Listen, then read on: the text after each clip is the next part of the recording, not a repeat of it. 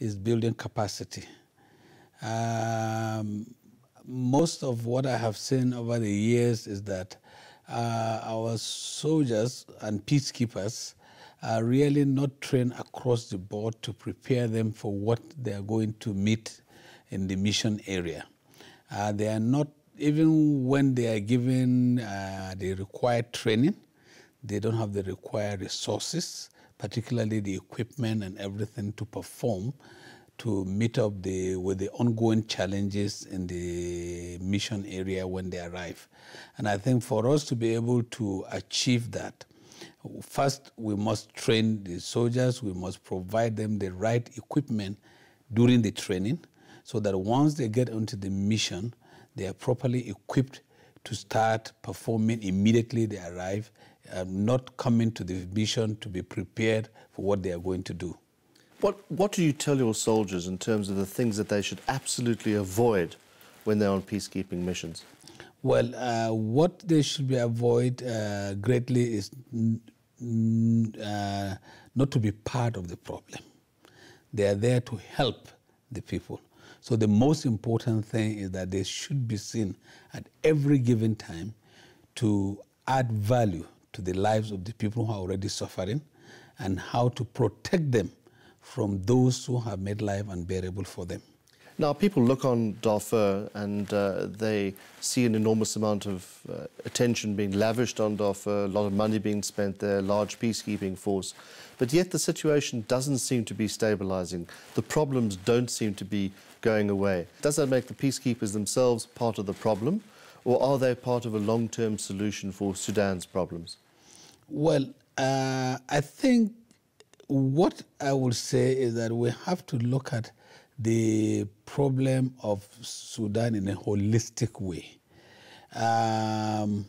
Remember that this is the first time in the history that we have two things happening in the same country. One, a hybrid operation. Two peacekeeping operations independently in the same country. So these themselves are very difficult to manage, even with the most developed and most constructive government. It's going to be very difficult. Doesn't it frustrate you when you look at, say, southern Afghanistan? They've got 55,000 troops, all these helicopter assets, everything else to solve the problems which demand it in Afghanistan in a relatively small area, whereas you had, by comparison, a very small force, relatively under-equipped. Isn't that very frustrating for you as a soldier? Well, it is quite frustrating, but every day when I was in Darfur, I tell our soldiers that we have to, each day we wake up, we have to say, what can we do to improve the lot of these people?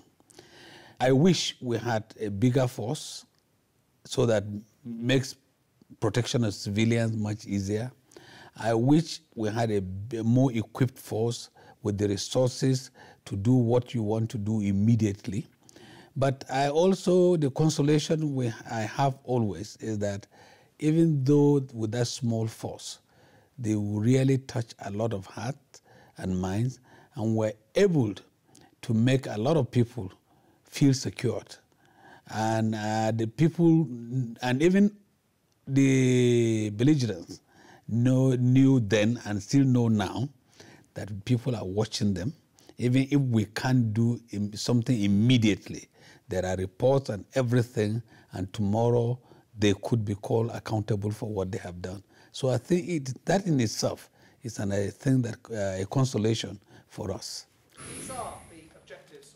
Major General Nick Carter is a senior British Army officer with extensive peacekeeping experience.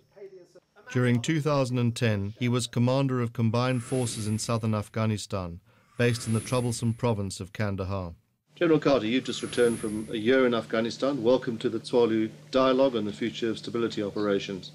What are the principal lessons you learned from your time there? Well, I think listening to Afghans is probably the most important thing up front. Essentially, this is an Afghan problem, and the Afghans have the answer to it. And what we have to do as an international community in support of them is to try and help them build their institutions and to help them be involved in a decision-making process that leads to successful outcomes. And how will you know when is the right time to leave? Well, funnily enough, it's one of those things that'll be really difficult to define, but I sense it'll be about Afghan assertiveness. It'll be that point at which Afghans frankly push you out because they know they can do it, they feel capable, and they understand what they need to achieve. General Carter, you said at the end of 2010 that the insurgency is resilient and it's alive and well. Isn't that a surprise given the amount of international resources, blood and treasure spent and spilt in Afghanistan over the past decade? Well, this is a complicated question, and the plain fact is that defeating an insurgency involves a range of different things.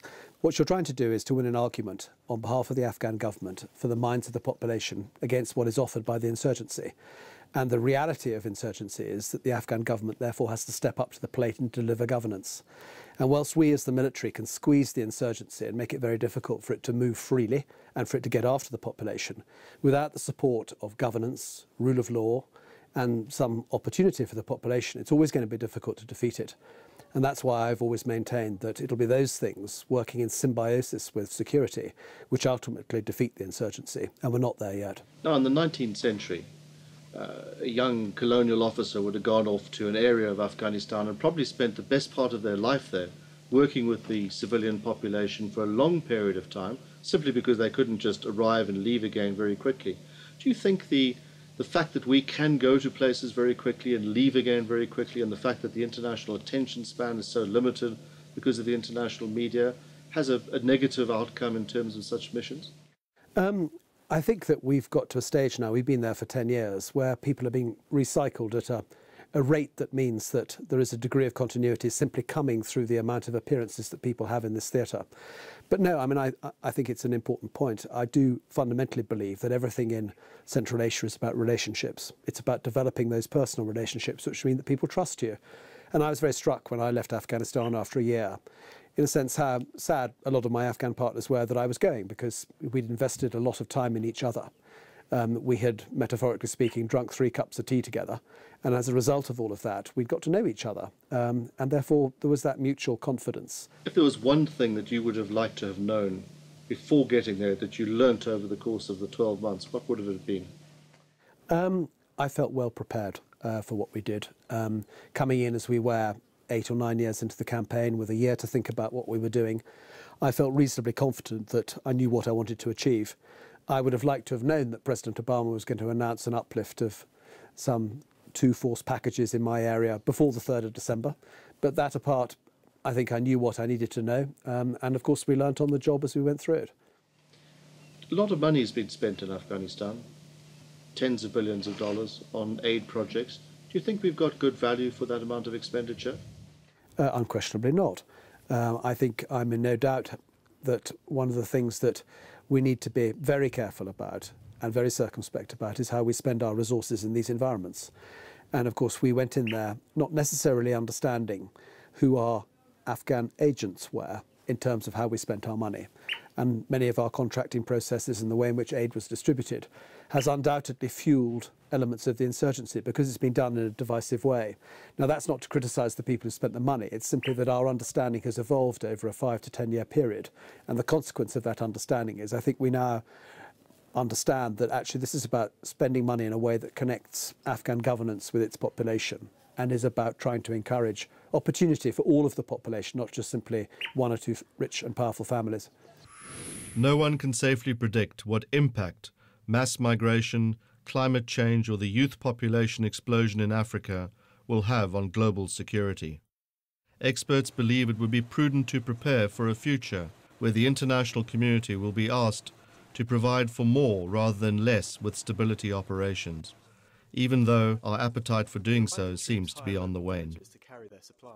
One of the concrete resolutions taken at Tswalu was to re-examine the lessons and core principles that underpin current stability operations. These would then be incorporated into our existing peace support institutions and also look at the feasibility of creating an all-new stabilization academy, perhaps located right here in Africa, to help fragile countries and regions of our world achieve peace and prosperity. Africa has been the site of the majority of UN peacekeeping missions over the past 2 decades since the end of the Cold War. Indeed, Africa has a long and troubled history with such operations. The UN mission in the Congo in 1960 remains the world body's bloodiest. The UN mission today in the Congo is the world body's biggest. It's very important that we learn the lessons from past missions so that we do not repeat them. These lessons include the importance of strategic understanding before we get into such operations, the need for a strategic framework that can actually clearly understand the purposes of such mission, not just to those who are involved, but to those outside who are supporting such missions. It's very important that we also have the right resources and men and women available to do the job properly. It's notable in Africa, for example, that the mission in Somalia currently has just 8,500 people. Yet the peacekeeping or peace-building mission in Afghanistan in the south has no less than 55,000 people. It's very important also, finally, that we plug together, that we integrate better the civilian and the military components, the developmental and the political components together, so that we can create a whole-of-government approach to such operations. These are among some of the lessons we've learnt over the past 2 days here at Tswalu Kalahari Reserve. Tswalu itself means in Setswana new beginnings. It's hoped that these lessons can be, in a sense, a new beginning for peace support operations.